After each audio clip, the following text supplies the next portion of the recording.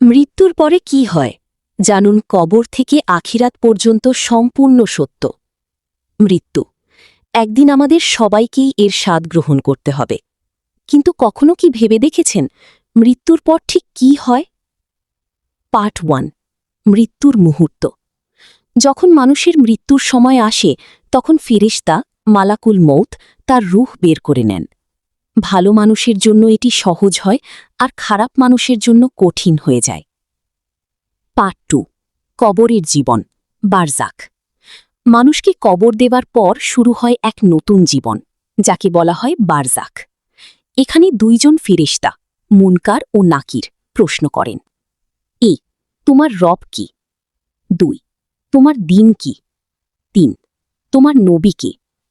যে সঠিক উত্তর দেয় তার কবর জান্নাতের বাগানে পরিণত হয়, আর ভুল উত্তর দিলে কবর হয়ে যায় শাস্তির জায়গা।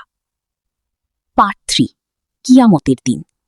একদিন আসবে যখন সব মানুষকে আবার জীবিত করা হবে। এটাই কিয়ামতের দিন। সবাই নিজের আমলের হিসাব দেবে, ভালো কাজ ও খারাপ কাজের বিচার হবে। পার্ট 4, হিসাব ও বিচার। প্রত্যেকের আমল নামা দেওয়া হবে। ডান হাতে পেলে সুখবর আর বাম হাতে পেলে বিপদ। পার্ট 5, জান্নাত ও জাহান্নাম।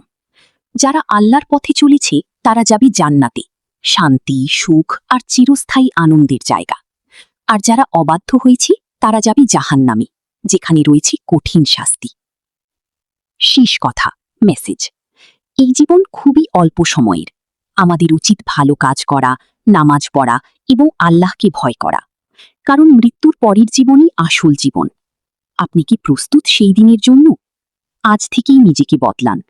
আল্লাহ আমাদের সবাইকে সঠিক পথে চলার তৌফিক দান করুন। আমিন, আমিন।